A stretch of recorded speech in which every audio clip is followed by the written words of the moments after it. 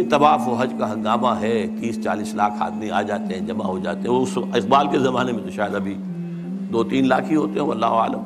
بہرحال لیکن یہ کہ مومن کی تیغ تو بے نیاب جو ہے رہ گئی ہے، ختم ہو گئی ہے. لہذا کوئی ڈرنے کی ضرورت ہی نہیں. کیوں گھبرا رہے ہیں آپ؟ کس کی نومیدی پہ حجت ہے یہ فرمان جدید؟ ہے جہاد اس دور میں مرد مسلمان پر حرام. یہ جو آپ نے مجلس بلائی ہے اور آپ نے اتنا عمدہ انوگرل ایڈریس بھی ادا کیا ہے ہمیں، یہ کس کی طرف سے کوئی نا امیدی کسی بات آپ پر آ گئی ہے؟ نومیدی یا سنگیزی کوئی ہے آپ کے اندر پیدا ہو رہی ہے؟ وہ کون سا سبب ہے؟ کس کی نومیدی پہ حجت ہے یہ فرمان جدید ہے جہاد اس دور میں مرد مسلمان پر حرام؟ دوسرا بشیر بولتا ہے، خیر ہے سلطانی جمہور کا غوغا کے شر، تو جہاں کے تازہ فتنوں سے نہیں ہے باخبر. یہ پہلے مشیر کو مخاطب کر کے کہہ رہا ہے، تم واقف نہیں ہو دنیا میں جو نئے نئے فتنے اٹھ گئے ہیں، ابلیسیت کو چیلنج کرنے کے لیے بڑی چیزیں آ گئی ہیں. اب یہ سلطانی جمہور کا زمانہ آ رہا ہے. ہم نے تو ملوکیت بنائی تھی، بادشاہت بنائی تھی، امپیریلزم بنائی تھی. یہ کیا ہوا ہے؟ یہ بادشاہت ختم ہو رہی ہے، یہ فرینچ ریولوشن آ چکا ہے. یہ کیا ہو رہا ہے؟ سلطانی جمہور، خیر ہے سلطانی جمہور کا غوغا کے شر، تو جہاں کے سارا فتنوں سے نہیں ہے باخبر. اس کے جواب میں پہلا مرشد جو کچھ کہہ رہا ہے، میں سمجھتا ہوں یہ ماسٹر پیس ہے اس نظم کا حصہ. میں ہوں باخبر، میں جانتا ہوں، مجھے بے خبر نہ سمجھو. مگر میری جہاں بینی بتاتی ہے مجھے، میں یہ پوری دنیا کو میں نے دیکھا بھالا ہے، سمجھا ہے، سمجھایا ہے. وہ مجھے بتاتی ہے جو ملوکیت کا ایک پردہ ہو، کیا اس سے خطر؟ یہ تو ملوکیت کا ایک پردہ ہے. یہ جمہور کی حاکمیت وہی گند ہے، وہی شرک ہے، وہی کفر ہے، وہی خباثت ہے، وہی غلاظت ہے جو ایک فرد کی حاکمیت. کیا فرق پڑا؟ Why do you fear؟ ہمیں کون چیلنج کر رہا ہے اس میں؟ کسی نے خدا کی بات کی ہے؟ مگر میری جہاں بینی بتاتی ہے مجھے جو ملوکیت کا ایک پردہ ہو، کیا اس سے خطر؟ ہم نے خود شاہی کو پہنایا ہے جمہوری لباس، جب ذرا آدم ہوا ہے خود شناس و خود نگر. یہ تو ہم نے خود بادشاہت کو یہ جمہوری لبادہ اڑا دیا ہے.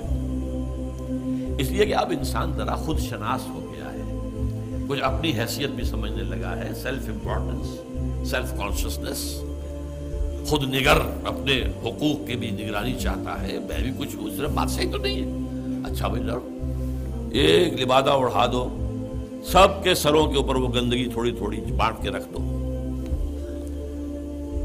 اور یہ ذہن میں رکھ لیجئے، علامہ اقبال کا یہ ویژن بہت گہرا ہے اور بہت عمدہ ہے. ہر کجا بینی جہان رنگ و بو، کہ از خاکش بروید آرزو، یا ز نور مصطفیٰ اورا بہاست، یا ہنوز اندر تلاش مصطفیٰست. دنیا میں جہاں کہیں بھی تمہیں کوئی نور نظر آئے گا، کوئی خیر، کوئی بھلائی کی بات جس سے کوئی آرزو جو ہے، وہ جو کہا تھا کہ آرزو اول تو پیدا ہو نہیں سکتی کہیں، وہ آرزو امنگ پیدا ہو انسان کے اندر، یا تو نور مصطفیٰ کا ظہور ہو رہا ہے. یہ وہی روشنی ہے جو مصطفیٰ نے دی تھی صلی اللہ علیہ وسلم، یا ابھی انسان اسی نور مصطفیٰ کی تلاش میں جا رہا ہے.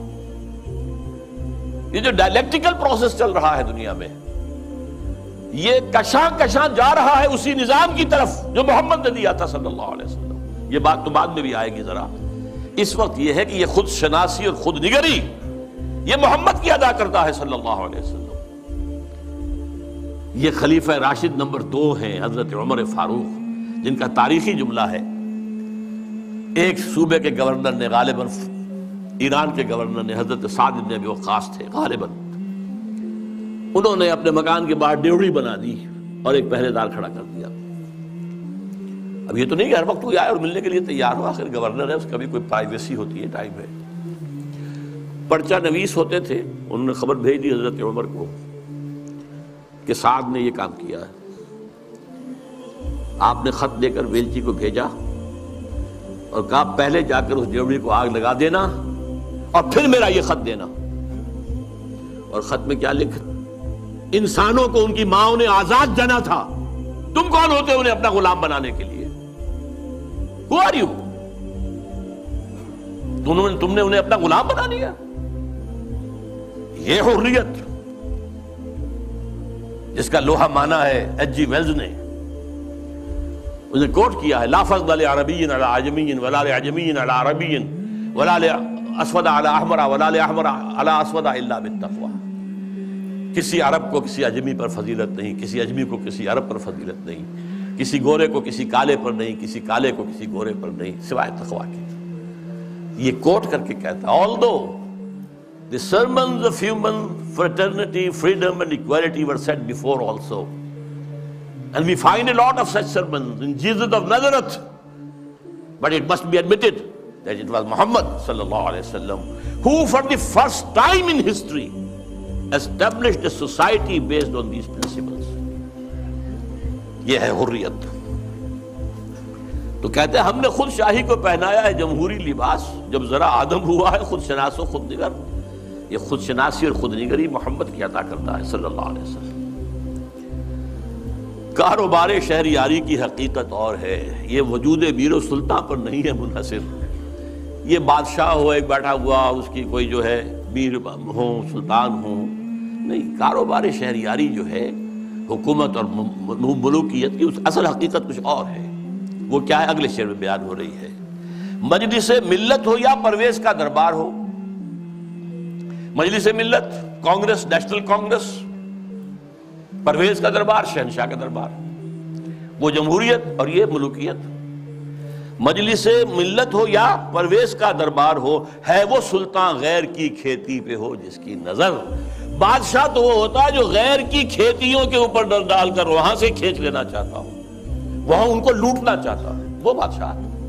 وہ بادشاہ جو ہے کبھی فرعون تھا اور کبھی نمرود تھا اور کبھی اور تھے، نماردہ تھے اور تھے، لیکن یہ کہ اب یہ ہے کہ وہ امپیریلزم کی شکل میں آیا ہے۔ پورا ایشیا کالونائز ہوا تھا اور اب تو پوری دنیا کو وہ اپنے World Bank, I M F, globalisation, TRIPS, ان کے شکنجے میں کس لینا چاہتے ہیں۔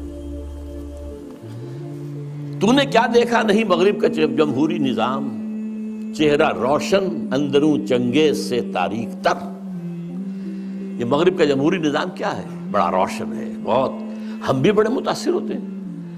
دیکھیں کتنا بڑا ملک ہے، صدارت کا انتخاب ہوا ہے، کس سموتھلی وہ پچھلا ہٹ گیا دوسرا آ گیا، کوئی خون ریزی نہیں، کوئی دنگا نہیں، کوئی فساد نہیں، کچھ نہیں۔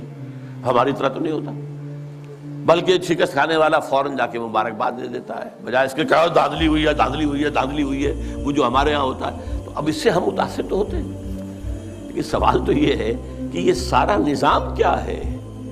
یہ دنیا کو نچوڑنے کا جو نظام بنایا جا رہا ہے، اس گلوبلائزیشن کے اندر جو خباثتیں ہیں وہ ہم نہیں جانتے، اہل یورپ جانتے ہیں، اہل امریکہ جانتے ہیں۔ سیاٹل میں ہنگامے وہاں ہوئے تھے، گلوبلائزیشن کی کانفرنسز جو ہوئی ہیں، ڈیووس میں ہنگامہ یورپ میں ہوا ہے، پھر واشنگٹن میں ہوا ہے۔ ہمیں تو پتہ بھی نہیں کیا ہو رہا، ہماری قسمتوں کے سودے ہوتے ہیں، ہماری حکومتیں جو بھی ہیں وہ جو دستخط کر کے آ جاتی ہیں، اللہ خیر صلی اللہ۔ ایک اور جگہ اس جمہوریت کے بارے میں اقبال جو کہتا ہے وہی ساز کہن مغرب کا جمہوری نظام، جس کے پردوں میں نہیں غیرض نوائے قیصری، دیو استبداد جمہوری قبا میں پائے کوب۔ پائے کوب پاؤں مارنا، جیسے کہ کوئی ڈانسر جو ہے وہ اپنے پاؤں زمین کے اوپر مارتی ہے یا مارتا ہے۔ دیو استبداد جمہوری قبا میں پائے کوب، تو سمجھتا ہے یہ آزادی کی ہے نیلم پری؟ کیا بتاؤں کیا ہے؟ اچھا، لیکن اب تیسرا مشیر بولتا ہے، روح سلطانی رہے باقی تو پھر کیا اضطراب ہے؟ اگر یہ ملوکیت رہے باقی کسی نہ کسی شکل میں، روح سلطانی باقی رہے تو پھر ہمیں کوئی حرج نہیں، امپیریلزم موجود رہے تو ہمیں کوئی اعتراض نہیں، ہیومن ساورنٹی موجود رہے تو ہمیں کوئی اعتراض نہیں، روح سلطانی رہے باقی تو پھر کیا اضطراب ہے؟ مگر کیا اس یہودی کی شرارت کا جواب وہ کلیم بے تجلی، وہ مسیح بے صلیب، نیست پیغمبر و لیکن در بغل دارت کتاب؟ اب یہ کس کی طرف اشارہ ہو رہا ہے؟ کارل مارکس کی طرف۔ یہودی، جرمنی کا رہنے والا، 1818 میں پیدا ہوا ہے. اس کے دماغ میں وہ سب کمیونزم سوشلزم کے جو خیالات تھے ان کے بنا پر جرمنی والوں نے نکال دیا جلا وطن. فرانس میں جا کر ڈیرا لگایا، وہاں بیٹھ گیا، وہاں سے بھی نکالا گیا. انگلینڈ گیا، انگلینڈ جیسے سب کو بگڑے تگڑوں کو سب کو پناہ دیتا ہے. وہاں وہ داس کیپیٹال کی تکمیل ہوئی ہے، جس کی بنیاد پر پھر یہ کہ انقلاب آیا، بولشوک ریولوشن رشیا کے اندر. وہ کہتا ہے کہ یہ تو ایک نیا انقلاب آ رہا ہے، یہ سرمایہ داری کی جڑ کٹ جائے گی، نظام بدل جائے گا. ہم نے جو بھی شیطنت کے پنجے جس طرح کا شکل میں گاڑے ہیں ان میں سے ایک بڑا پنجہ وہ بھی ہے. مگر کیا اس یہودی کی شرارت کا جواب وہ کلیم بے تجلی، وہ مسیح بے صلیب؟ نیست پیغمبر ولیکن در بغل دارت کتاب. داس کیپیٹال ایک کتاب تو اس کے اندر ہے. واقعتاً اس کتاب میں بہت تاثیر تھی، اس میں کوئی شک نہیں. اس کتاب نے ذہنوں کو مسخر کیا ہے، کیپچر کیا ہے، موٹیویٹ کیا ہے. نیست پیغمبر ولیکن در بغل دارت کتاب. کیا بتاؤں کیا ہے کافر کی نگاہ پردہ سوز، مشرق و مغرب کی قوموں کے لیے روز حساب. اس سے بڑھ کر اور کیا ہوگا طبیعت کا فساد، توڑ دی بندوں نے آقاؤں کے خیموں کی تناب. یہ تو دنیا زیر و زبر ہو رہی ہے.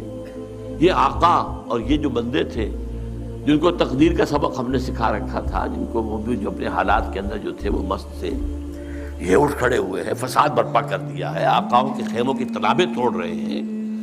تو اس کا کیا جواب ہے؟ یہ تو ایک بہت بڑا فتنہ ہے جو ہمارے لیے، ابلیسیت کے لیے. اب ایک چوتھے بشیر صاحب آتے ہیں درمیان میں. توڑ اس کا رومت الکبریٰ کے ایوانوں میں دیکھ، آل سیزر کو دکھایا ہم نے پھر سیزر کا خواب. رومت الکبریٰ، Rome, the great Rome, the great Roman empire, اور خاص طور پہ سیزر کا زمانہ. سیزر کے زمانے میں حضرت مسیح پیدا ہوئے ہیں، اور اسی کا اپوائنٹڈ گورنر پائلیٹس پونٹس جو ہے اس کے ہاتھوں ان کے خیال کے مطابق ان کو سولی دی گئی ہے. تو سیزر کا جو ایک خواب تھا، اس نے جو ایک بڑی سلطنت، بڑی مملکت ایشیا، افریقہ اور یورپ کو اپنے ایک پنجے کے اندر لانے کا خواب دیکھا تھا، وہ ختم ہو گیا تھا. پھر مسلمان آ گئے، گریٹ آٹومان امپائر قائم ہو گئی تقریباً انہی تمام علاقوں پر جن پر یہ رومن امپائر تھی تقریباً. لیکن اب پھر ہم نے آل سیزر ہی کے خاندان سے، نسل سے ایک شخص کو پھر وہی خواب دکھا دیا ہے. اور وہ شخص کون ہے؟ مسولینی.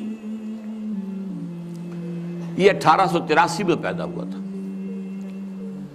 اور ایک غریب لوہار کا بیٹا تھا، لیکن اس کے اندر ایک زوم تھا کہ رومی بڑی طاقت ہے، بڑی قوت ہے، اونچی نسل ہے، اعلیٰ نسل ہے، ان کا حق ہے حکومت کرنا. یہی چیز بعد میں ہٹلر کے ذریعے سے جرمنی میں آئی ہے. لیکن ابھی جب تک یہ نظم لکھی گئی ہے 1936 میں، اس وقت تک ابھی وہ منظر عام پر نہیں آیا تھا. لیکن سبق ایک تھا، فاشزم، چاہے وہ مسولینی کا ہو اور چاہے وہ نازیزم ہے جرمنی کا. ایک قوم، ایک نسل، لہذا ایک بڑی عظیم مملکت بنانے کا اس نے خواب دیکھا.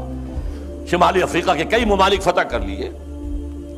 اس پہ بڑے بڑے اعتراض کیے یورپ والوں نے بھی، وہ تو میں بعد میں آپ کو بتاؤں گا. لیکن یہ ہے کہ یہ چوتھے مشیر نے کہا کہ ہم نے توڑ پیدا کر دیا ہے، کمیونزم کا راستہ روکنے کے لیے یہ فاشزم آ گیا ہے، تم گھبراؤ نہیں.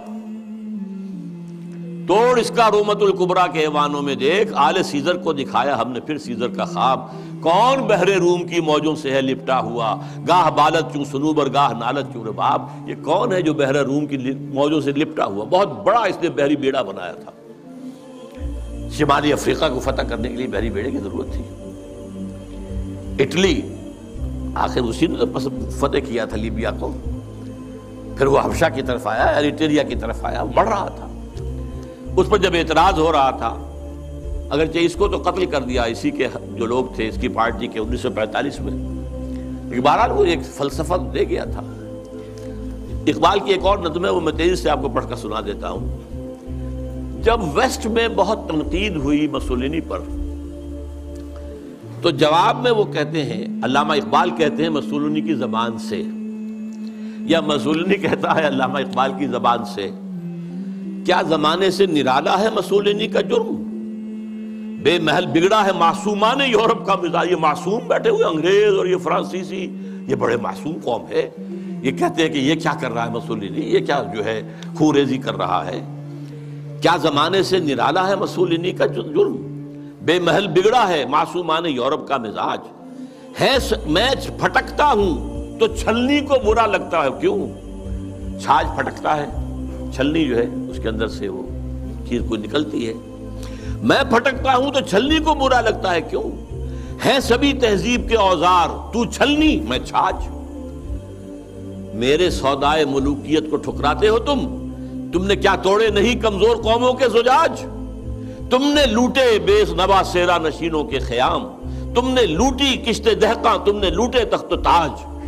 پردہ تہذیب میں غارت گری آدم کشی، کل روا رکھی تھی تم نے، میں روا رکھتا ہوں آج۔ یہ ہے مسولینی کا جو موقف تھا جو علامہ اقبال نے بیان کیا۔ بہرحال اب پھر تیسرا مشیر بولتا ہے، میں تو اس کی عاقبت بینی کا کچھ قائل نہیں جس نے افرنگی سیاست کو کیا یوں بے حجاب۔ کہ میں تو کچھ زیادہ قائل نہیں ہوں اس مسولینی کی کوئی عاقبت اندیشی، یہ ہمارے کام کا آدمی نہیں ہے۔ افرنگی سیاست کو اس طرح بے حجاب کر دیا کہ تم بھی لٹیرے ہو، تم نے بھی خوریزیاں کی ہیں، تم نے بھی ملک لوٹے ہیں، تم نے بھی لوگوں کے خون چوسے ہیں، میں کر رہا ہوں تو کون سا نیا جرم ہے؟ کیا زمانے سے نرالا ہے مسولینی کا جرم؟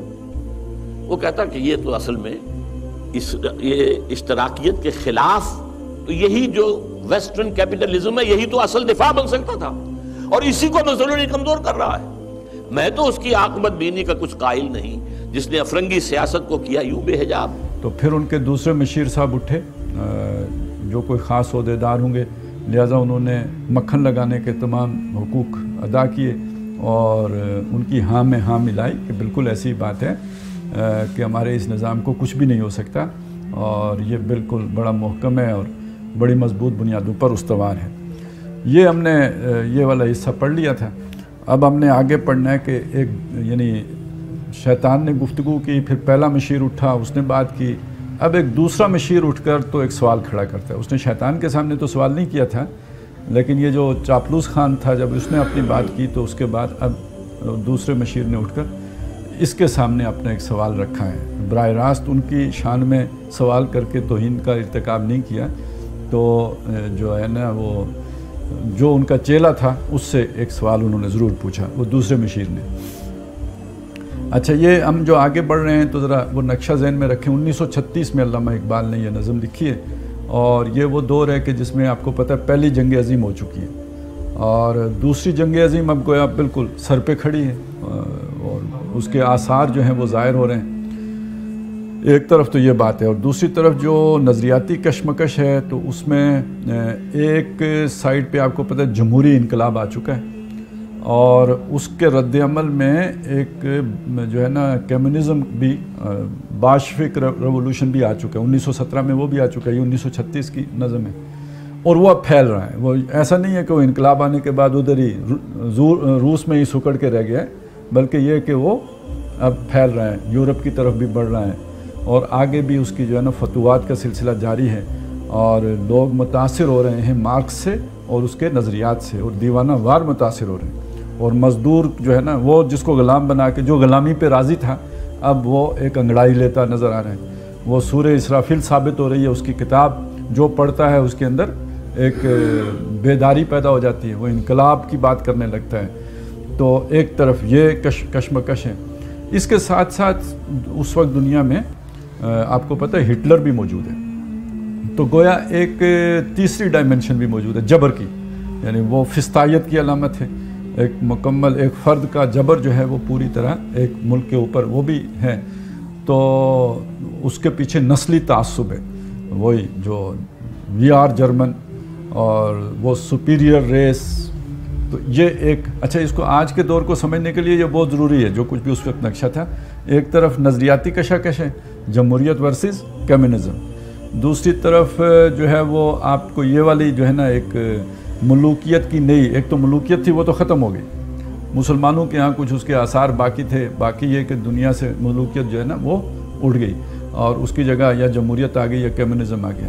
لیکن یہ کہ ملوکیت نے ایک نئی شکل اختیار کی، جبر کی نئی صورت اختیار کی، فاشزم جو مسولینی یا ہٹلر کا جو فاشزم ہے تو اٹلی میں اور جرمنی میں جس کا آغاز ہوا، تو یہ وہ نقشہ ہے جس میں علامہ یہ ساری بات کر رہے ہیں اور مختلف کرداروں سے اپنی بات اجاگر کر رہے ہیں، سامنے لا رہے ہیں. تو اب وہ جو دوسرا مشیر ہے وہ ایک شعر ہے، یہ بس 2 سوالات ہیں جو اس نے اٹھائے ہیں پہلے مشیر کی باتوں پر.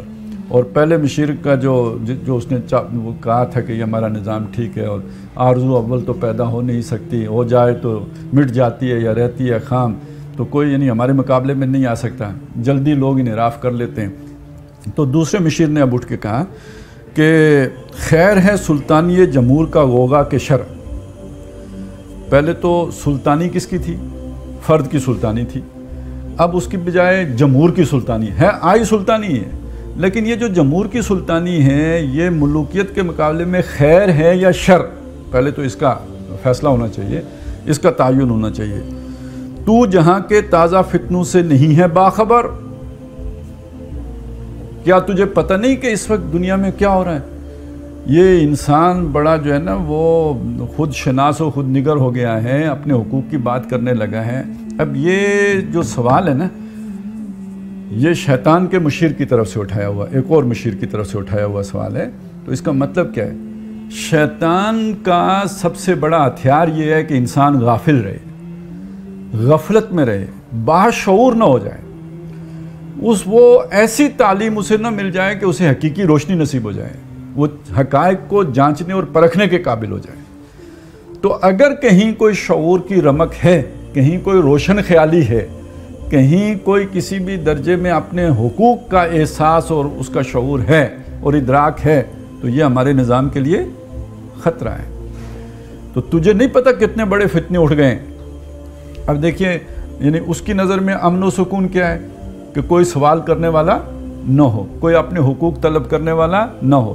مزارے ہیں، کمی کاری ہے، کوئی ہاری ہے، یا یہ کہ کوئی مزدور ہیں، تو اس کا ایسا تزکیہ کر دو کہ وہ اپنے جو بھی آجر ہے یا جو اس کا اجرت دینے والا اس کے سامنے سوال نہ کھڑا کرے، وہ نواب صاحب کے سامنے یا بادشاہ سلامت کے سامنے بدتمیزی نہ کرے، ان کی شان میں کوئی گستاخی نہ کرے، آمنا و صدقنا کہے.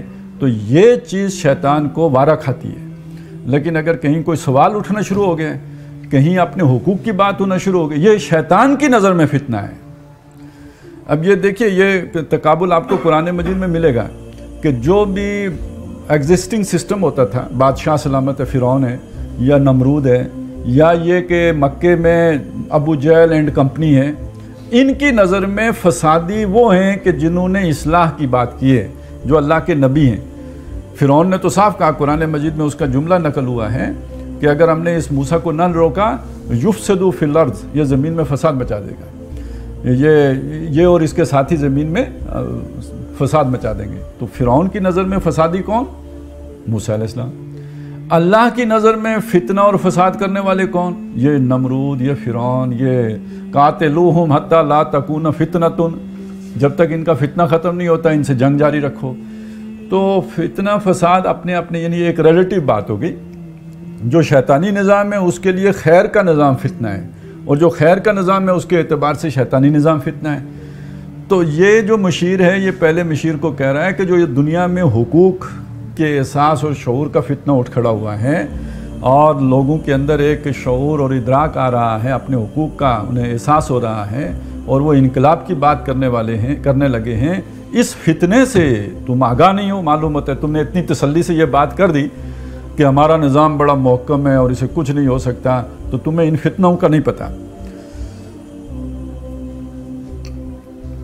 اور یہاں خاص طور پہ جمہوریت کے فتنے کی طرف اشارہ کیا اس نے، کیونکہ بادشاہ ایک آدمی ہے. اور میں نے یہ بات شاید اشارتاً پہلے بھی کہی تھی، یہ بات سمجھ لیجئے کہ اگر بادشاہوں کو لوگوں نے ذل اللہ فی الارض کہا، اللہ کا سایہ قرار دیا، یا یہ کہ ان کو اوتار مانا، یا ان کی غیر معمولی طور پر ان کے آگے اگر سر طاعت خم کیا، تو ہر دور میں بادشاہوں کے ساتھ ایک روحانیت کا تصور بھی وابستہ رہا ہے، اور بادشاہوں کی روحانیت جو ہوتی تھی یعنی وہ بھی غیر معمولی صلاحیتوں کے مالک ہوتے تھے، انہیں سچے خواب آ جاتے تھے، انہیں بھی کوئی انٹیلیجنس شیئرنگ ان کے ساتھ بھی ہو رہی ہوتی تھی، اور وہ اس کے مطابق اپنی پلاننگ کر لیتے تھے۔ اب ظاہر ہے جن لوگوں کو پتہ لگتا تھا کہ یار فتنہ بعد میں اٹھا، بادشاہ سلامت کو پہلے پتہ لگ گیا، تو ان کی نظر میں تو بادشاہ اب ایک بڑی روحانی مرتبے پر فائز ہو گیا نا، وہ کوئی غوث کتب تو ہو گیا نا، تو اس لیے وہ پھر اس درجے میں اس کا احترام بھی کرتے تھے۔ لیکن اب یہاں یہ بات سمجھ لیجئے کہ ایک بادشاہ اکیلا شخص، اس کے ساتھ یہ کمیونیکیشن یا انٹیلیجنس شیئرنگ کون کرتا تھا؟ یہ شیطان کر رہا ہوتا تھا۔ لوگ سمجھتے تھے روحانیت ہے، خیال تو کہیں غیب سے ہی آتا تھا، یا خواب بھی غیب ہی سے آتا ہے، لیکن یہ کہ وہ رحمانی ہے یا شیطانی ہے یہ تو نہیں پتہ کہ وہ کمیونیکیشن کس نے کی۔ یوخی بعضهم الی بعض زخرف القول غرورا، یہ کس نے کیا یہ تو پھر نہیں پتہ لگے گا نا، عام بندے کو تو نہیں پتہ لگے گا۔ اور ایک حدیث میں، یہ سیرت کی کتابوں میں آپ کو یہ واقعہ مل جائے گا کہ جب نبی صلی اللہ علیہ وسلم بیعت لے رہے تھے نا، یہ جو لوگ آئے تھے مدینے سے، تو ابھی حضور صلی اللہ علیہ وسلم مکہ ہی میں تھے، ایک خاص جگہ پہ ایک گھاٹی میں آپ صلی اللہ علیہ وسلم ان سے لوگوں سے ملے اور ان سے جو ہے نا وہ بیعت لی۔ تو اس گھاٹی کے شیطان نے جا کے دار الندوہ میں سرداران قریش کو بتایا کہ تم ادھر آرام سے بیٹھے ہوئے ہو اور ادھر تمہارے خلاف منصوبے پک رہے ہیں۔ اب آپ کو اندازہ لگا کہ پہلے انٹیلیجنس کا کام کون کرتا تھا، اور اس کو سمجھا جاتا تھا یہ بادشاہوں کا بہت بڑا جو ہے نا وہ روحانی کمال ہے کہ ان کو اس طرح خبریں مل جاتی ہیں، اور اس وجہ سے پھر ان کو اس درجے اطاعت ملتی تھی۔ اب یہ ایک نظام تھا، اور یہ شیطانی نظام تھا، اور ایک آدمی کے ذریعے سے قائم تھا، اس کے لیے کوئی بہت بڑی تگ و دو کرنے کی ضرورت نہیں تھی۔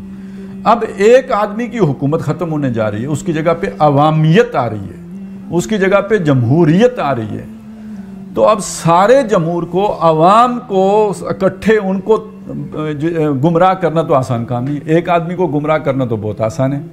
تو جہاں بھی جمہوری نظام ہوگا، وَأَمْرُهُمْ شُورَىٰ بَيْنَهُمْ کا نظام ہوگا، تو ان کے معاملات آپس میں باہمی مشورے سے طے پاتے ہیں، وہاں شیطان کی مداخلت کا یا جو بھی خفیہ طاقتیں ہیں ان کی مداخلت کا امکان کم ہو جائے گا، کیونکہ اتنے سارے لوگوں کو ایک پیج پہ لے کے آنا، اجماع کرانا ان کا ممکن نہیں ہے۔ یہی بات ہے جو حدیث میں آئی ہے کہ میری امت گمراہی پہ جمع نہیں ہوگی۔ تو جہاں فرد واحد ہوگا، آخری اختیار تو میرے پاس ہے، تو جو آخری اختیار میرے پاس ہے تو تیرے پیچھے کون ہے وہ پتہ نہیں ہے۔ تو وہ یعنی شیطان اس پہ جو ہے وہ مطمئن رہتا ہے اختیار ایک بندے کے پاس رہے اور جبر ہو، اور جہاں پہ اختیار عوام کو منتقل ہو جائے یہ شیطان کے لیے فتنہ ہے، اس کے لیے فساد ہے، اس کے اعتبار سے یہ بہت بڑی گھاٹے کی سودا ہے۔ اب وہ جو پہلا مشیر ظاہر ہے اس کی پورا جو بیانیہ تھا اس کو اس نے اس سوال سے اڑا کے رکھ دیا کہ اتنا بڑا فتنہ کھڑا ہو گیا، ہمارا تو سارا نظام خطرے میں ہے، اس کے اوپر سوالیہ نشان لگا ہوا ہے۔ تو اب وہ پہلا مشیر اس کو جواب دیتا ہے ہوں، یعنی مجھے پتہ ہے یہ جو جمہوریت جو ہے نا جس کا غلغلہ ہے مجھے اس کی پوری طرح اس کا علم ہے، مگر میری جہاں بینی بتاتی ہے مجھے جو ملوکیت کا ایک پردہ ہو کیا اس سے خطر۔ اب دیکھیے یہ دو مشیر ہیں شیطان کے، ایک ہی چیز کے بارے میں واقعہ ایک ہے، فیکٹ ایک ہے، اس فیکٹ کے بارے میں ایک کا نقطہ نظر یہ ہے کہ یہ ہمارے لیے فتنہ ہے، دوسرے کا نقطہ نظر یہ ہے کہ کوئی فتنہ نہیں ہے، یہ اسی ملوکیت ہی کا فریب ہے، یہ اسی کا پردہ ہے، یعنی کہ اس کے لبادے میں وہی ملوکیت ہے کہ جو جلوہ گر ہے۔ یہ دو مختلف نقطہ نظر آ گئے۔ تو اس میں ایک بات سمجھ لیجئے کہ وہ جو پہلا مشیر، جو دوسرا مشیر جو اعتراض کرتا ہے کہ جمہوریت ایک فتنہ ہے، ہمارے اعتبار سے ایک فتنہ ہے، وہ حقیقی جمہوریت کی بات کر رہا ہے، جہاں واقعی اختیار عوام کے پاس چلا جائے وہ واقعی شیطان کے لیے بہت بڑا خطرہ ہے۔ اور یہ جو دوسرا مشیر کہتا ہے مجھے پتہ ہے، اس کی حقیقت معلوم ہے، یعنی حقیقتاً اختیار عوام کو منتقل نہیں ہوگا، یہ تو اختیار چند خاندانوں کے پاس رہے گا، کچھ سرمایہ داروں کے پاس، وہ ہمارے ہی چیلے ہیں، وہ ہمارے ہی پٹھو ہیں، وہ ہمارے ہی رستے پہ چلنے والے ہیں۔ تو اب یہاں پہ جو بات ہمارے سمجھنے کی ہے وہ یہ کہ جو دنیا میں جمہوریت رائج ہوئی ہے وہ شیطانی جمہوریت تھی، لیکن جو اصل جمہور کا تصور ہے کہ لوگوں کی رائے سے اور لوگوں کے اتفاق کی رائے سے فیصلہ کیا جائے، یا اتفاق سے نہ بھی تو ان کی مشورے سے فیصلہ کیا جائے، وَأَمْرُهُمْ شُورَىٰ بَيْنَهُمْ ہو، یہ وہ شے جو شیطان اپنے لیے فتنہ سمجھتے ہیں۔ وہ جو امت گمراہی پہ جمع نہیں ہوگی تو پھر کیسے ایک ایسا فیصلہ ہو جائے گا کہ جو گمراہ کن فیصلہ ہو؟ ہاں، ایک فرد گمراہ ہو سکتا ہے، وہ کوئی بھی ہو، رسول معصوم عن الخطا ہے، فرد کوئی معصوم عن الخطا نہیں ہے، تو اس سے غلطی ہو سکتی ہے۔ وہ معصومیت اللہ نے اجماع کے ساتھ جوڑ دی ہے، تو جہاں فرد کے پاس فیصلہ کا اختیار ہوگا وہاں شیطنت کا خطرہ ہے، اور حقیقی جمہوریت اگر آ جائے تو شیطنت کا خطرہ نہیں رہے گا، وہ ٹل جائے گا۔ اچھا، یہاں پہ ذرا ضمنی طور پہ یہ بات ذہن میں رکھیے گا کہ ہمارا جو خلافت، ہم جو کہتے ہیں نا خلافت المسلمین، یہ پورا ذہن میں لے آئیں، یہ تصور کیا ہے؟ یہ در حقیقت اس چیز کے عین مطابق ہے، وَأَمْرُهُمْ شُورَىٰ بَيْنَهُمْ کے مطابق ہے، اور اس میں مشاورت کے ذریعے سے فیصلے ہوں گے، یعنی اس کی پوری روح اس کے اندر آ جاتی ہے۔ اور یہ بات بس موٹی بات اتنی جان لیجئے، جب تک نبی تھے تو زمین کے اوپر اللہ کی خلافت نبی کے پاس، ایک فرد کے پاس ہوتی تھی۔ جو نبی ہے وہ اللہ کا خلیفہ ہے، اور خلافت تو ہوتی نیابت ہے، جانشینی ہے، تو جس کی آپ جانشینی کر رہے ہیں اس کے ساتھ آپ کا کانٹیکٹ ہونا چاہیے نا، رابطہ ہونا چاہیے نا، اس کے ساتھ ہارٹ لائن کمیونیکیشن ہونی چاہیے۔ تو نبی کی ہوتی تھی یا نہیں ہوتی تھی؟ اب آپ بتائیے، حضرت ابو بکر کی بھی ہوتی تھی، حضرت عمر کی بھی ہوتی تھی، اب کسی کی ہوگی؟ آج ایک نظام قائم ہو جائے تو کیا کسی کی جو ہے وہ براہ راست اللہ سے رابطہ ہوگا؟ تو یہ نبی ہوتا ہے جو خلیفۃ اللہ فی الارض ہوتا ہے۔ نبی کے بعد کوئی شخص یہ نہیں کہہ سکتا کہ میں اللہ کا خلیفہ ہوں زمین کے اوپر۔ ہاں، اب وہ خلافت امت کو منتقل ہوئی ہے۔ اب امت اپنے میں سے جس کو خلیفہ بنا دے گی وہ اللہ کا خلیفہ نہیں ہوگا، وہ مسلمانوں کا خلیفہ ہوگا، خلیفۃ المسلمین ہوگا۔ تو اللہ کی خلافت نبی کے بعد منتقل ہوئی امت کو، اور امت اپنے میں سے جس کو بنائے گی وہ بن جائے گا خلیفۃ المسلمین، وہ مسلمانوں کو جواب دے۔ نبی مسلمانوں کو جواب دے نہیں ہے، وہ اللہ کو جواب دے گا، لیکن جس کو بنایا مسلمانوں نے وہ مسلمانوں کے سامنے اکاؤنٹیبل بھی ہوگا، جواب دہ بھی ہوگا۔ اب ہمارے ہاں خلافت کے نام پر ملوکیت کو دوبارہ، اور ملوکیت بھی اس روحانیت کے ساتھ، خلافت کے مقدس نام کے ساتھ، گویا خلیفۃ اللہ فی الارض۔ مجھے تو اب یہ گمان ہونے لگا ہے کہ یہ جو دجال آئے گا تو کہیں خلیفہ بن کے نہ آئے، کیونکہ دجال ہے نا، دجل ہے، فریب ہے، دھوکہ ہے، تو وہ دھوکہ تو خلافت ہی سے ہوگا۔ تو ویسے ایک پچھلے دنوں ایک ڈاکٹر صاحب کا خطاب تھا، آڈیو میں، ویڈیو میں نہیں ہے، اس میں ڈاکٹر صاحب نے ذکر کیا ہے، یہ 1992 کا خطاب ہے، جس میں ڈاکٹر صاحب نے ذکر کیا کہ فری میسنری کا یہ منصوبہ ہے کہ دنیا میں کسی ملک میں خلافت قائم کی جائے، اور خاص طور پہ انہوں نے نام دیا کہ ترکی کے بارے میں ان کا یہ خیال ہے کہ وہاں پہ قائم کی جائے۔ تو جو بات میں کہہ رہا ہوں نا کہ یہ دجال اور یہ والا، اب اور ملکوں کو بھی ضرورت ہے اس طرح کی خلافت کی۔ تو بہرحال ابھی اتنی بات سمجھ لیجئے کہ یہ مجھے اس جمہوریت سے مجھے خطرہ کیوں نہیں؟ اس لیے کہ یہ ملوکیت کا پردہ ہے۔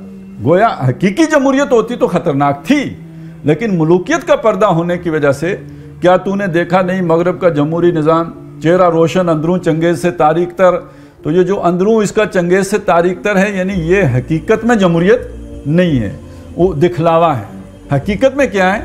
یہ پہلے تو ہوتا تھا ایک بادشاہ کی آمریت ہوتی تھی، ایک فرد کی آمریت ہوتی تھی، یہ سرمایہ داروں کی آمریت ہے، فیصلے وہ کرتے ہیں اور جو چاہیں فیصلے کریں، عوام سے پوچھ کر فیصلے نہیں ہوتے۔ عوام کو لالی پاپ دیا جاتا ہے کہ جناب آپ کی حکومت آپ کی مرضی سے، وہ کیا ہے جی، جمہوریت کیا ہے جی، فار دا پیپل اور آف دا پیپل۔ چلو جی، تو یہ دجل ہے، یہ فریب ہے، یہ دھوکہ ہے، یہ حقیقت میں ایسا نہیں ہے، یہ سرمایہ داروں کی حکومت ہے، اور عوام کو الو بنایا جاتا ہے، اور وہی پھر اس کو سلا دیتی ہے حکمراں کی ساحری۔ وہ ذرا بیدار ہونے لگا تھا، تو وہ حکمران یہاں پہ کون ہے؟ شیطان کی حکمرانی چلی نا، اس نے ایک اپنی جادوگری سے پھر اس کو سلا دیا۔ اچھا، اس میں ساحری سے بڑا اہم وہ بات یاد آتی ہے نا کہ موسیٰ علیہ السلام کا معجزہ، اس کو دیکھ کے تو جادوگروں کو بلایا گیا تھا نا، اور جب جادوگر شکست کھا گئے تو اب حکمران کی ساحری سامنے آئی، اچھا ہم سمجھے تھے کہ تم بڑے جادوگر ہو، لیکن یہ کہ تم تو ناکام ہو گئے، یہ تمہارا استاد ہے۔ اس نے کتنے ایک دم بات کو جو ہے نا وہ پلٹ لیا، ٹویسٹ کر دیا۔ تو یہ حکمران کی ساحری ہوتی ہے۔ ہم نے خود شاہی کو پہنایا ہے جمہوری لباس۔ اب وہ پہلا مشیر جو ہے نا جس پر سوال کیا گیا تھا، اس نے اصل حقیقت کھول کے رکھ دی۔ وہ جو بادشاہی تھی اس کو ہم نے یہ جمہوری لباس ہم نے پہنایا ہے۔ کیوں پہنایا؟ ضرورت کیا پڑی تھی؟ بادشاہی کو کیوں ختم کیا؟ یہ اس کو جمہوری یعنی یہ فریب کرنے کی ضرورت کیوں پیش آئی؟ جب ذرا آدم ہوا ہے خود شناس و خود نگر۔ اب آدم کو خود شناسی اپنے آپ کو پہچاننا۔ اچھا، یہ خود شناسی کا مطلب یعنی میں کوئی غلام، کوئی عوام یہ نہیں ہوں۔ اچھا، اس میں ایک بات اور بھی ہے، من عرف نفسہ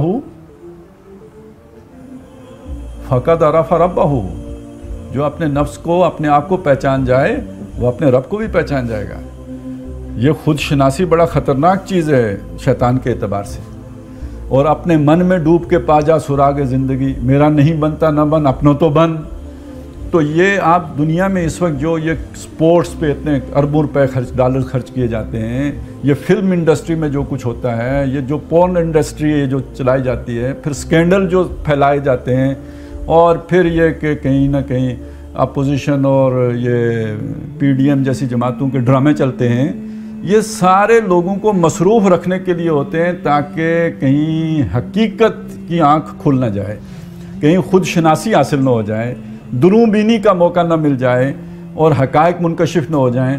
انہیں اسی وہ کبھی کہا تھا نا کہ مست رکھو ذکر و فکر صبح گائی میں اسے، تو اب تو ذکر فکر کا دور ہی نہیں رہا، تو اب مست رکھو کھیل کود تماشوں میں اسے، تاکہ یہ کہ کہیں اس طرف اس کا رجحان نہ ہو جائے۔ تو جب سے آدم جو ہے وہ ذرا آدم ہوا ہے خود شناس و خود نگر۔ اب دوسری بات یہ دیکھیں کہ یہ آدم کو خود شناسی اور خود نگری کیسے ملی؟ یورپ تو ڈارک ایج میں تھا، خود شناس و خود نگر تو نہیں تھا۔ تو یہ جسے ہم کہتے ہیں جناب تحریک احیاء علوم، روشن خیالی کی تحریک، رینائنسنس جو ہوا ہے یورپ کا، اس کے نتیجے میں خود شناسی اور خود نگری آئی ہے نا۔ اور اس کے پیچھے دیکھیں تو کیا ہے، یعنی یہ وہ ایک 1000 سال کا عمل ہے کہ جو نور فاران کی وادیوں میں بکھیرا تھا محمد رسول اللہ نے صلی اللہ علیہ وسلم، اور جس کا یہ والا خود شناسی اور خود نگری والا حصہ مسلمان بھول بیٹھے تھے۔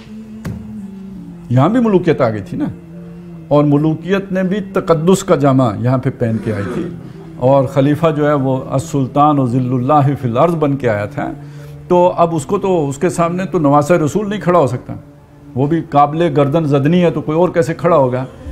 تو وہ نظام جو محمد الرسول اللہ صلی اللہ علیہ وسلم چھوڑ کر گئے تھے، وہ در حقیقت اس کی ایک یوں سمجھے دھندلی سی یاد انسانیت کے اجتماعی لاشعور میں کہیں نہ کہیں موجود تھی۔ اور خاص طور پر جو مسلمانان عرب جو ہیں وہ اسپین پہ جو حکومت کرتے رہے، وہاں پہ انہوں نے اپنی یونیورسٹیاں بنائیں، تو کسی نہ کسی درجے میں وہ چیز وہاں پہ آہستہ آہستہ پھیلتی رہی، اور اس نے انڈے بچے دیے، اور اسی کے نتیجے میں یہ ساری تحریک وہاں پہ اٹھی تھی۔ نہیں تو اس اندھیرے دور میں یورپ آج بھی اندھیرے ہی میں ہوتا ہے۔ تو اس کے پیچھے در حقیقت نور مصطفیٰ ہی ہے صلی اللہ علیہ وسلم۔ ہاں، ہم مسلمانوں کا اس میں کوئی کنٹریبیوشن، ہم نے بھی اس نور کو دبانے میں، مٹی میں شامل کرنے میں کوئی کسر نہیں اٹھا رکھی، تو یہ اس کے نتیجے میں ہوا۔ تو یہ یعنی یہ بات میں اس لیے بھی آپ کے سامنے رکھ رہا ہوں کہ اس بات کو سمجھیے کہ آج ہمارے ہاں ایسے انتہا کی سوچ پائی جاتی ہے کہ مغرب کی ہر شے بری ہے، مغرب کی ہر جو چیز ہے اس کو اٹھا کے دیوار پہ پٹک دینا چاہیے، کوئی کام کی شے نہیں ہے۔ تو یہ جو خود شناسی اور خود نگری کا شعور وہاں پہ پیدا ہوا ہے، اس سے شیطان کو تکلیف پہنچ رہی ہے۔ تو اگر ہم اس کو بھی اٹھا کے پھینک دیں گے تو فائدہ کس کا کریں گے؟ شیطان کا کریں گے۔ کاروبار شہر یاری کی حقیقت اور ہے، یہ وجود میر و سلطان پر نہیں ہے منحصر۔ اچھا جی، کاروبار یعنی یہ دنیا کا انتظام انصرام، اس کی حقیقت جو ہے نا، اس کا تعلق یہ نہیں ہے کہ ایک ہی بادشاہ ہو. یہ ہمیں وہ طریقہ آتا ہے کہ ہم کچھ خاندانوں کو کس طریقے سے لوگوں کے اوپر مسلط کر کے اپنا الو سیدھا کر سکتے ہیں.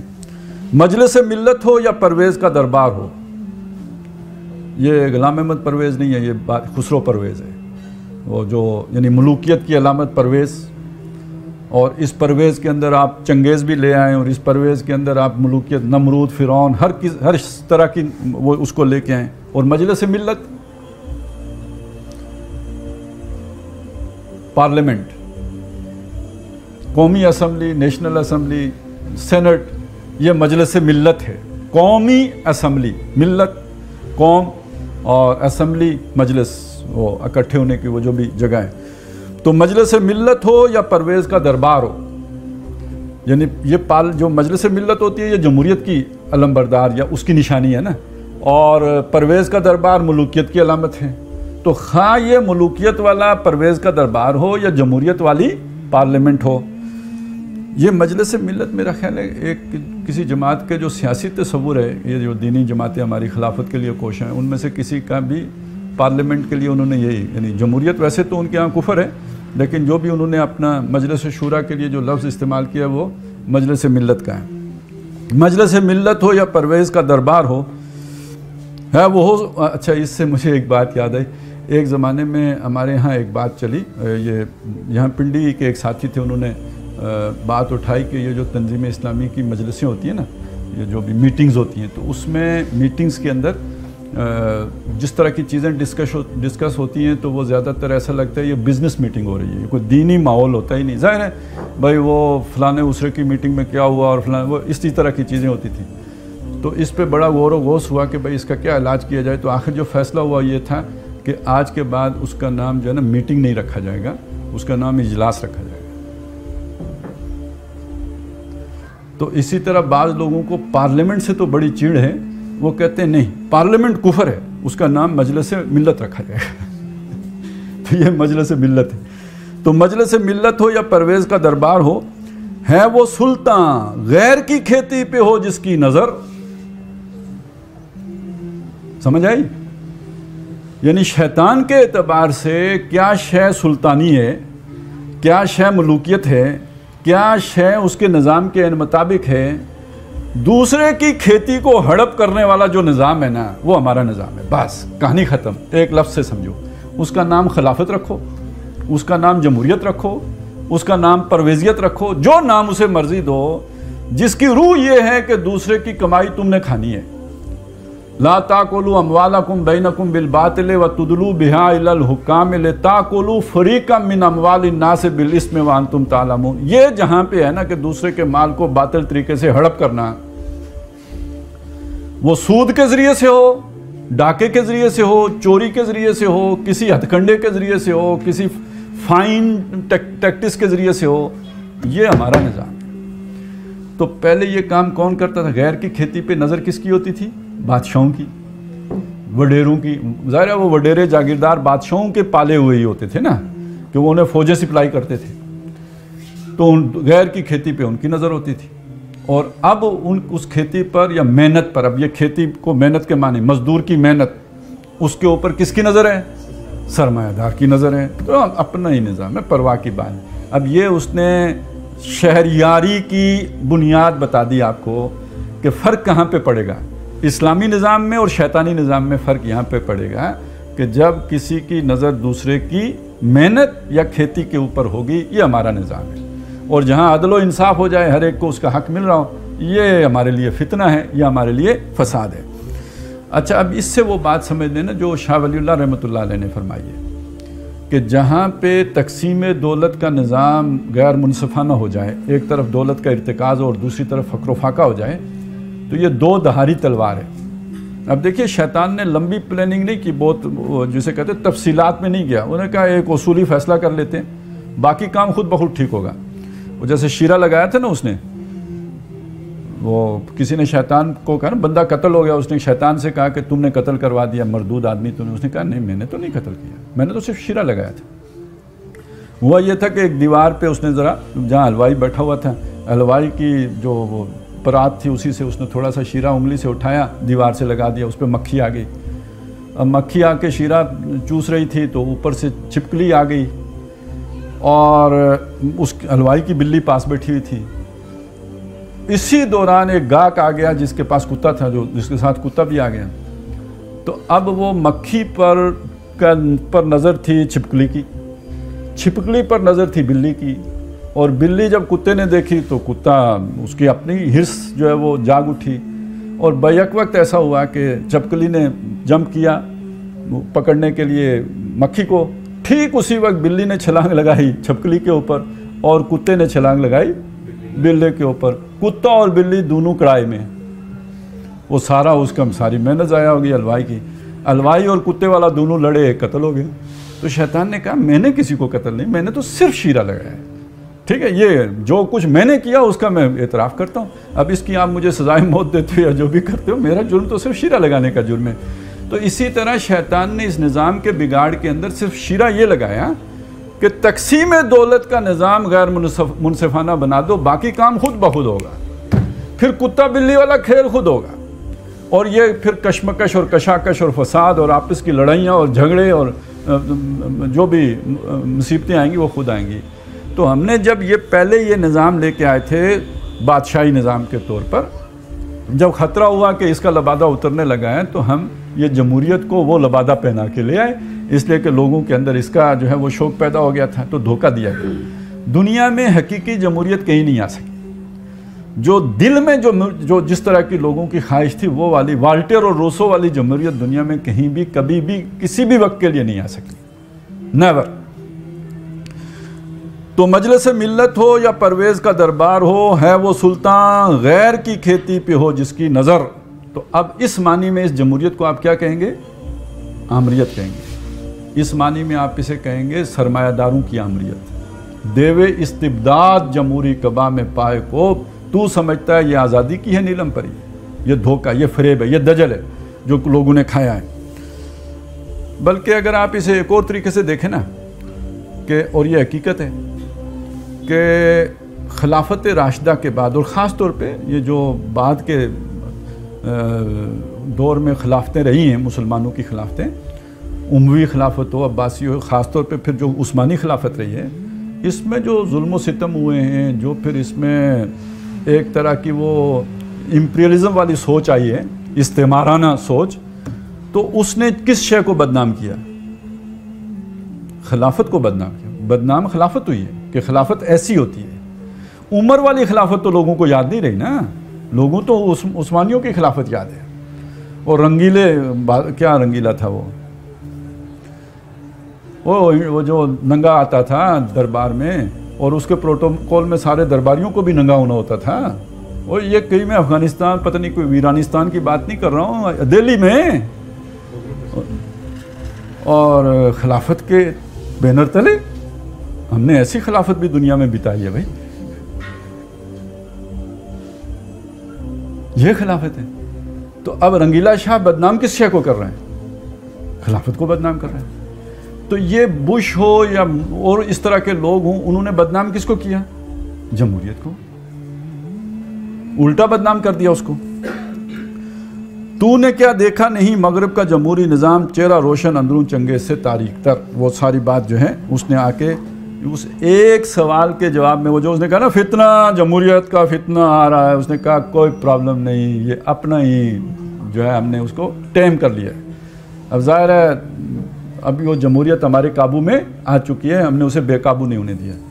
अब ज़रा आप सोचिए, बस सोचने की बात जो अहम तर है वो ये है कि ये जो शैतान ने बिसात बिछाई है वो कितनी दूर जाके प्रीएम्प्टिव मेजर्स लेता है कि अगर कहीं से उसके एतबार से कोई फितना उठ रहा है, उस फितने को वो कैसे टालता है।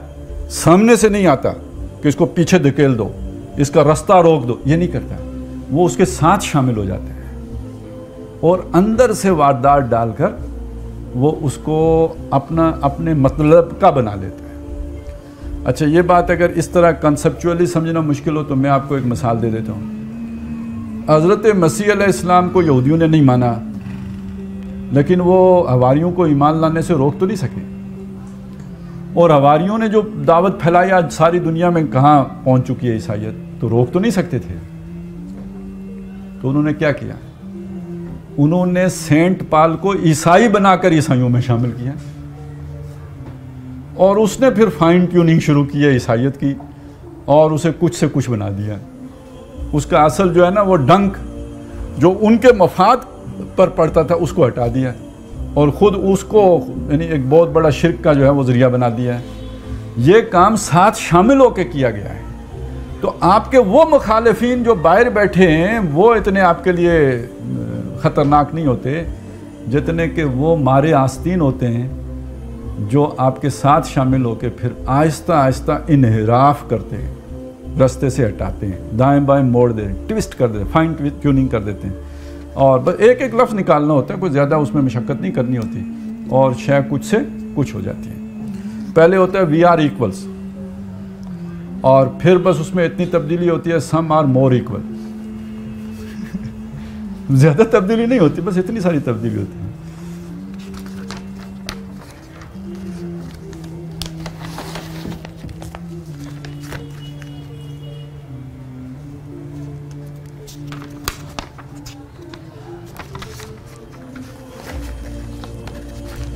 اب یہ ساری بات جب ہو گئی تو تیسرا مشیر، یعنی یہ ابھی تک پہلا مشیر اور دوسرا مشیر ان کی بات ہو. دوسرے مشیر نے صرف ایک سوال پوچھا تھا، یہ جو فتنہ ہے یہ اس کی کوئی تمہیں خبر ہے؟ تو اس پر اس نے پہلے مشیر نے پوری تقریر کر دی. اب ان دونوں کی تقریریں سن کے تیسرا مشیر اٹھا ہے اور اس نے اٹھ کے کہا روئے سلطانی رہے باقی تو پھر کیا اضطراب. یعنی جمہوریت آ جائے تو آئے، اگر وہ سلطان والی، وہ بادشاہوں والی روح یعنی آمریت یعنی جبر، یعنی لوگوں کو دبا کر رکھنا، یعنی دوسرے کی کھیتی کے اوپر نظر رکھنا، یعنی تقسیم دولت کا غیر منصفانہ نظام، یہ اگر رہتا ہے تو کوئی اضطراب پریشانی کی بات نہیں، ہمارا ہی نظام ہوگا. یہ موقع ہو گیا. یعنی تیسرا مشیر بھی اتفاق کر گیا اس بات سے کہ اگر وہ روح باقی رہتی ہے تو یہ نظام کی شکل بدلنے سے ہمیں کوئی فرق واقع نہیں ہوتا ہے. مگر کیا اس یہودی کی شرارت کا جواب؟ نیا مسئلہ، نیا فتنہ. یہاں یہودی کسے کہا؟ دیکھیں عام ہمارے تصور میں تو ہر یہودی شیطان کا ایجنٹ ہے، لیکن یہاں اقبال نے شیطان سے یہودی کو اپنا دشمن، شیطان کے ایک مشیر سے ایک یہودی کو اپنے دشمن کے طور پر متعارف کروایا ہے، اور یہ یہودی ہے کارل مارکس، کہ جس نے مزدوروں میں نئی روح پھونک دی ہے، جس نے ایک ولولہ دے دیا ہے، اور یہ کہ وہ اب یہ بات بھی کھول رہا ہے کہ یہ جمہوریت اصلی نہیں ہے، یہ سرمایہ داروں کی آمریت ہے. یہ تاریخ میں تو پہلے تو وہی ہے نا جس نے اٹھ کے یہ اس حقیقت کو آشکارا کیا ہے کہ یہ تو بہت ہی ظالمانہ نظام ہے، یہ تو در حقیقت سرمایہ داروں کا جو ہے بچھایا ہوا جال ہے، یہ عوام کی حکمرانی ہرگز ہرگز ہرگز نہیں ہے. تو اب وہ تیسرا مشیر کہتا ہے ٹھیک ہے جمہوریت کا تو تم نے کہہ دیا کہ ہم نے ہی بنایا ہے، روئے سلطانی رہے باقی تو پھر کیا اضطراب ہے. مگر کیا اس یہودی کی شرارت کا جواب؟ وہ کلیم بے تجلی، وہ مسیح بے صلیب. اوئے ہوئے کلیم بے تجلی. کلیم کون ہے؟ موسیٰ علیہ السلام. اور ان کے پاس تجلی بھی تھی، ان کو اللہ نے اپنی تجلی بھی دکھائی، اور وہ عصائے موسیٰ ید بیضا والی تجلی بھی تھی. اب یہاں پہ وہ کیا اقبال کیا ہے؟ اصل میں تو اقبال ہے نا. کارل مارکس کو ایک اعتبار سے تشبیہ دے رہے ہیں حضرت موسیٰ جنہوں نے غلامی کی زنجیریں توڑی تھی. اس اعتبار سے موسیٰ کا گویا ساتھی ہے، ہم یوں سمجھ لیجئے کہ ان جیسا ہے، ان کے مثل ہے. ان کے پاس ایک تجلی بھی تھی، اس کے پاس تجلی نہیں ہے. وہ روحانیت کے ساتھ تھے، یہ روحانیت کے بغیر ہے، مادہ پرستی ہے اس کے ہاں. لیکن کام اسی نوعیت کا ہے، وہی انقلاب. جیسے غلام کو اٹھا کے حضرت موسیٰ علیہ السلام نے قوم کو فرعون کے جبر سے نجات دلائی تھی، تو اس کا کام بھی ویسا ہی ہے. اس لیے اب یہ الفاظ بڑے پرشکوہ الفاظ ہیں جو استعمال کیے گئے ہیں. وہ کلیم بے تجلی. اچھا اگلا وہ مسیح بے صلیب. اس میں کس چیز کی طرف اشارہ ہے؟ حضرت مسیح علیہ السلام کو صلیب دی گئی، تو یہ بے صلیب، اسے صلیب تو نہیں دی گئی. مسیح علیہ السلام کی کیا شے اہم تھی جس کے ساتھ یہاں پہ جوڑا ہے؟ ان کا زہد، دنیا سے بے رغبتی. انہوں نے ظاہر شادی کی نہیں، تو سب سے بڑی دنیا داری تو یہاں سے شروع ہوتی ہے. تو یہ بے صلیب تو ہے، لیکن یہ مسیح کا مثل ہے. اگر آپ اس کی کہانیاں پڑھیں نا تو اس نے گھر بار کی کوئی پرواہ نہیں کی. بلکہ ایک واقعہ تو اس کا ایسا بھی ہے نا کہ بلکہ بعض چیزیں تو اس کے ساتھیوں کی بھی وہ صحابہ اکرام کی قربانیوں سے مشابہ نظر آتی ہیں. اور اس کا اپنا جو واقعہ ہے وہ مثال آج مسلمان بھی شاید پیش کرنے سے قاصر ہوں کہ گھر کی تو اتنی پرواہ کرتا نہیں تھا، اپنے ہی کام میں مگن. اور ایک دفعہ بچہ بیمار ہو گیا اپنا چھوٹا، اس کے علاج کا کوئی صورت نہیں تھی. بیوی نے توجہ بھی دلائی، اس نے کہا بھائی پوری قوم کے بچے بیمار ہوتے ہیں، ان کا کوئی پرسانی حال نہیں، مجھے ان کی فکر ہے. خیر اس بیچاری نے خود ہی کوئی کوشش کی، کوئی گھر کا سامان بیچا، کوئی زیورات یا کپڑے بیچے، جو بھی کیا، کوئی دوائی کے پیسے بنا کے دیے میاں کو. تو وہ خود نہیں گئی لینے، لیکن دوائی لینے مارکس کو ہی دیے، وہ جاؤ لے آؤ. تو وہ پہلے تو دوائی لینے چلا گیا. رستے میں سوچا کہ ہمارے پاس تو پھر کوئی سامان تھا جو بیچ کے ہم نے دوائی کا اہتمام کر لیا ہے. یہ ہزاروں غریبوں کے بچے جو بیمار ہوتے ہیں ان کے پاس تو کچھ بھی نہیں ہوتا. تو اگر میرا فلاں پمفلٹ شائع ہو جائے تو دنیا میں انقلاب آ جائے گا اور اس کے نتیجے میں اتنے غریبوں کا بھلا ہو جائے گا. تو اس نے ان پیسوں سے بجائے دوائی خریدنے کے جا کے وہ پمفلٹ شائع کرا دیا. اب بچے کا کیا ہوا مجھے نہیں معلوم، لیکن بہرحال ذرا آپ اندازہ لگائیں نا. اس معنی میں کہا کہ مسیح بے صلیب یعنی وہ قربانی میں، اثار میں، زہد میں، زہد یعنی دنیا سے بے رغبتی، اس میں گویا وہ مسیح کے لیول کا بندہ ہے، لیکن یہ کہ صلیب نہیں دیا گیا. البتہ یہ کہ 3 ہجرتیں تو اسے کرنی پڑی ہیں نا. 2 کہ جرمن تھا، انہوں نے نکال دیا وہاں سے فرانس چلا گیا، فرانسیسیوں نے نکالا، پھر وہاں سے برطانیہ گیا ہے، تو وہ برطانیہ ہی میں پھر اس کی رہائش رہی ہے. تو وہ کلیم بے تجلی، وہ مسیح بے صلیب. ویسے شیطان کو کون بندہ کھٹکتا ہوگا؟ اب اس سے اندازہ لگائیں نا کہ جو اس کے اس نظام کے لیے خطرہ بنے، سب سے زیادہ خطرناک بندہ اس کے لیے وہ ہے. وہ کلیم بے تجلی، وہ مسیح بے صلیب، نیست پیغمبر و لیکن در بغل دارد کتاب. پیغمبر نہیں ہے لیکن کتاب اس کے پاس بھی ہے. اب دیکھیے یہاں پیغمبر، شیطان جانتا ہے کہ پیغمبر کا مقام کیا ہوتا ہے.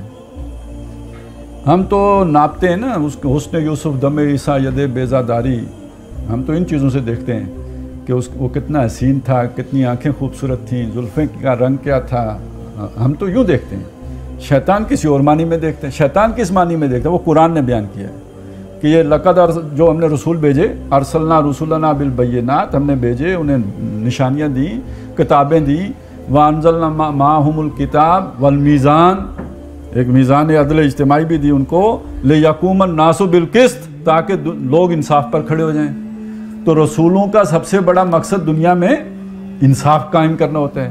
شیطان کا مقصد انصاف کو ختم کر کے ظلم قائم رکھنا ہوتا ہے.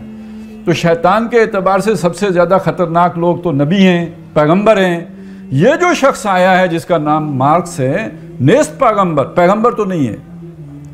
ولیکن در بغل دارد کتاب، اس کے بغل میں ایک کتاب موجود ہے. کتاب آ کے بھونچال لاتی ہے،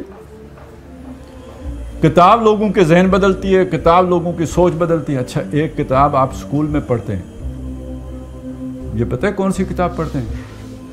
نہیں پتا. میں بتاؤں، یہ وہ کتاب پڑھتے ہیں جو دشمن کے بچوں کو پڑھائی جاتی ہے. سمجھ آئی؟ کیوں پڑھائی جاتی ہے؟ تاکہ ان کا شعور سلب کیا جائے، شعور دیا جائے نا، کبھی ہمارے مقابلے میں کھڑے نہ ہو جائیں. یہ اس لیے دیا ہے. پیغمبر جو کتاب لے کے آتا ہے وہ ہدی للناس بینات من الہدی، وہ شعور دیتی ہے جو شیطان توبہ کرتا ہے. الحذر، آئین پیغمبر سے 100 بار الحذر، اس سے وہ سخت ڈرتا ہے، سخت بھاگتا ہے. تو یہ شخص بھی کتاب لے کے آ گیا ہے. یہ وہ والی کتاب نہیں ہے جو دشمن، یہ وہ کتاب ہے جو انقلاب لاتی ہے، یہ والی کتاب لے کے آ گیا ہے، در بغل دارت کتاب۔ کیا بتاؤں کیا ہے کافر کی نگاہ پردہ سوز، مشرق و مغرب کی قوموں کے لیے روز حساب۔ پردہ سوز، وہ جو آپ نے پردہ ڈالا ہوا ہے لوگوں کی نگاہوں کے آگے، وہ اس کو آشکارا مطلب ہٹا دیتا ہے، جلا دیتا ہے، اور اس کے نتیجے میں حق و باطل کو واضح، وہی فرقان کا کام کرتا ہے۔ اور اس سے پھر جو لوگ موٹیویشن ان کے اندر پیدا ہوتی ہے، انسپائرڈ ہوتے ہیں، جو مزدور اٹھ کھڑے ہوتے ہیں، انہیں اپنے حقوق کا احساس ہوتا ہے، وہ گریبان پکڑتے ہیں اپنے مالکوں کا، کاش کوئی اس کی سوئی ہوئی دم ہلا دے۔ وہ جو فیض نے کہا تھا، تو وہ کوئی دم جب اس کی ہل جاتی ہے وہ کتاب پڑھ کے، تو وہ پھر اپنے آقاؤں کا جو ہے وہ کچھ عمر نکالنے کے لیے اٹھ کھڑے ہوتے ہیں۔ تو گویا وہ تو اکاؤنٹیبلٹی، تقدس ختم، وہ جو ایک حالہ بنایا ہوتا تھا وہ اڑ گیا، اور اب لوگ حساب مانگنے آ گئے، محاسبہ کرنے آ گئے۔ اچھا، ان لوگوں کو محاسبے کو یہ تو بدتمیزی کے درجے میں رکھتے نا، وہ تو توبہ محاسبہ، اور ہمارا اللہ کر سکتا ہے، اس سے نیچے کوئی نہیں کر سکتا۔ تو یہ شے جو ہے وہ بڑی، یعنی یہ تو اب خطرے میں آ گئے، محاسبے کا دور آ گیا۔ تو یہ جو ہے وہ یہ فساد کس نے پیدا کر دیا جی؟ یہ مزدوروں کو حقوق کا تصور کس نے دے دیا؟ یہ غریبوں کو جو ہے جگانے کا کام کون کر رہا ہے؟ یہ کون گستاخ ہے کہ جس نے ہمارے جو اقلیم کے اندر یہ بغاوت پیدا کر دی ہے؟ یہ وہ جو کلیم بے تجلی اور مسیح بے صلیب اور نیست پیغمبر ولیکن در بغل دارت کتاب، اس نے آ کے یہ بھونچال پیدا کر دیا ہے۔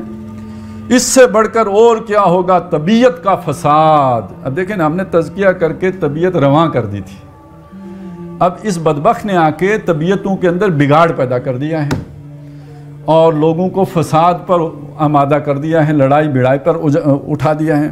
توڑ دی بندوں نے آقاؤں کے خیموں کی تناب۔ یہ انتہا درجے کی گستاخی ہے کہ ایک آپ جگہ پہ قیام کیے ہوئے ہیں، وہاں پہ عام لوگوں کے بھی خیمے ہیں، بادشاہ سلامت کا خیمہ بھی لگا ہوا ہے، تو ویسے تو وہ ریڈ زون ہے نا، اس تو ایریے سے گزرنا آپ کے لیے جائز نہیں ہے۔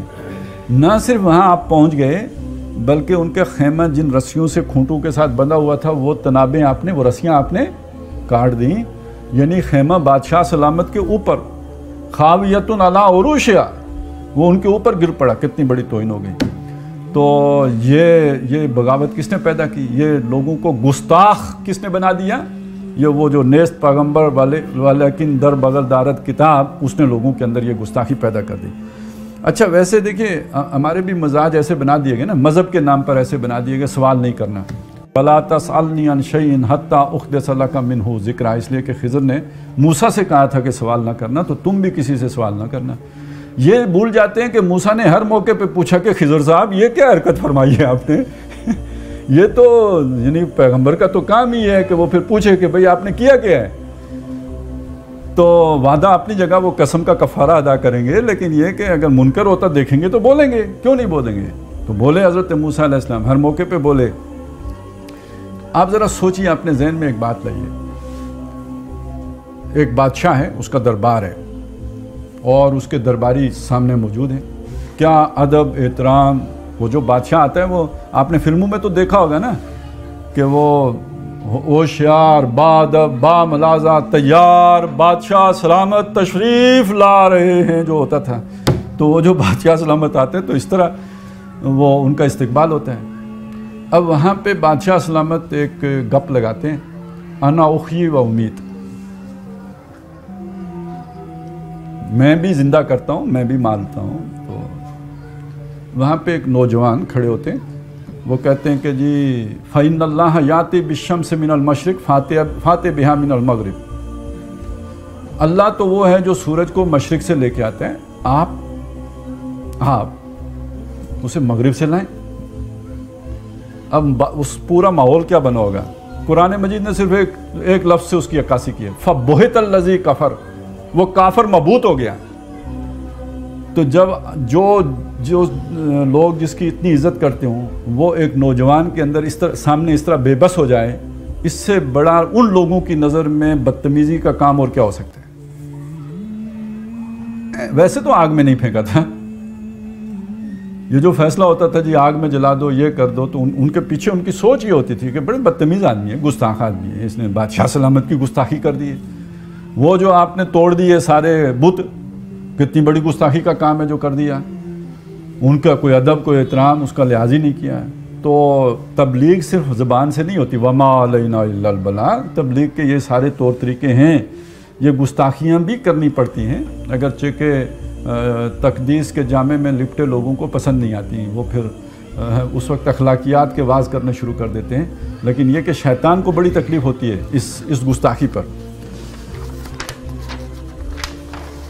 चौथा मशीर, अब चौथा उठा है जी। अब ये जो नया उठा है ना फितना, ये कौन सा? मार्क्स का फितना, जिसने ये मजदूरों के अंदर एक बगावत की लहर पैदा कर दी है, जिससे हमारा निज़ाम लरजना शुरू हो गया है। अब वो चौथा मशीर उठ के कहता है, तोड़ उसका रूमतुल कुबरा के ऐवानों में देख। हम तो प्रीएम्प्टिव मेजर्स लेते हैं, तुम्हें वो फितना नजर आया, हमने पहले ही उसका तोड़ कर दिया है। और वो तोड़ क्या है? वो तोड़ है फाशिज्म। ये जो रूमतुल कुबरा, ये जो वो सल्तनत रूमा, अजीम सल्तनत रूमा, रूमतुल कुबरा, या ये वो पुराना जो चला आ रहा कैसर वाला निज़ाम था। रूमतुल कुबरा के ऐवानों में देख, आले सीजर को दिखाया हमने फिर सीजर का ख्वाब। आले सीजर, कैसर यानी जो बादशाह थे रोम के, उनको हमने वो वाला ख्वाब, वो ख्वाब क्या था? पूरी दुनिया पर हुकूमत करना। किस बुनियाद पर? हम जो है चोजन लोग हैं, हम सुपीरियर जो है वो ब्रीड हैं, हमारा हक है दुनिया के ऊपर हुकूमत करना। तो अब रोम के अंदर यानी ये मसूलिनी है, इसके अंदर अब ये सोच दोबारा पैदा हो गई है। तो असल में ये इसका नतीजा क्या निकलेगा कि ये जो रूस से ये सारा कुछ आ रहा है, इसके रास्ते के आगे बंद हम फाशिज्म से बांधेंगे। इस बात को आज समझ लीजिए। ये जो इंसानी हुकूक का तस्वुर आगे बढ़ रहा था, ये शैतान को पसंद नहीं था। उसने एक उसे फरेब के ज़रिए से जो है वो उससे बचने की कोशिश की थी। अब जो बात आगे जा रही थी, ये शैतान के लिए ख़तरनाक होती जा रही थी। अब आले सीजर वाला जो निज़ाम वहाँ पे था उस वक्त, फिस्तायत वाला, इसके लिए अब दुनिया में फिर हालात साजगार किए गए हैं। ये जो हिंदुस्तान में मोदी आया है, ये वही सोच है, वही फिलॉसफी है जो आले सीजर की थी। हिंदुस्तान हिंदुओं का, सुपीरियर हिंदू माता, ये जो सारा ये जो है ना आरएसएस, इसके पीछे यही सोच है। अब आप चलिए अमेरिका, अभी तो फिर जमहूरियत वापस आ गई है, लेकिन ये थोड़े वक्त के लिए आई है। बीजेपी की हुकूमत एक दफा बनी, फिर कांग्रेस आई थी, फिर बीजेपी इस तरह आई है। इसी तरह समझ लीजिए कि वहां पर ये जो बाइडेन साहब आए, ये एक आर्जी तब्दीली है। असल में जो वो फिलॉसफी है, जो ट्रंप वाली जो है, उसके पीछे जो असल सोच है वो वाइट सुप्रीमेसी की सोच है। और उसके साथ वो सारी फिस्तायत है। जब ट्रंप आया था उसने क्या क्या इकदाम किए थे, वो सारे ज़हन में रखिए। और अब जब वो ताकत लेके आएंगे तो ये सिर्फ अमेरिका का मसला नहीं है, ये पूरे यूरोप में ये सोच पैदा कर दी गई है। तो गोया ये जमहूरियत की बसात निपटने वाली है। इसकी जगह पे वापस कौन सी शय आएगी? फिस्तायत का निज़ाम आएगा। और इसके लिए जिस मॉडल की मिसालें दी जाती है ना, जो कामयाब तरीन मॉडल है दुनिया में इस फिस्तायत का, वो चाइना मॉडल है। और आप देखिए चाइना में मुसलमानों के साथ जितना जुल्म चाइना में किया गया है, प्रोपेगेंडा भी होगा, कुछ चूँकि कुछ ताकतें उसकी मुखालिफ हैं, ज़रूर प्रोपेगेंडा भी होगा, लेकिन सारा प्रोपेगेंडा नहीं है। हमें ऐसे लोग भी मिले जो वहाँ रह के आए, उन्होंने भी बताया। तो वो जो है वो ना इंडिया में है ना इसराइल में है, वो निराली बात है। और वहाँ वाक़तन जो है वो जिसे कहते हैं ना एथनिक क्लिनजिंग, नस्ल कुशी, और अब तो वो बिल्कुल ही ट्रांसफॉर्मेशन, उनको यानी ख़ास कैंपों में ले जाके, तो वो जैसे हमारे लोगों को ले जाके रिहेबिलिटेशन का एक प्रोग्राम शुरू किया जाता है, इस तरीके से उनके पूरे जो है वो नस्लें बिगाड़ देना और तब्दील कर देना।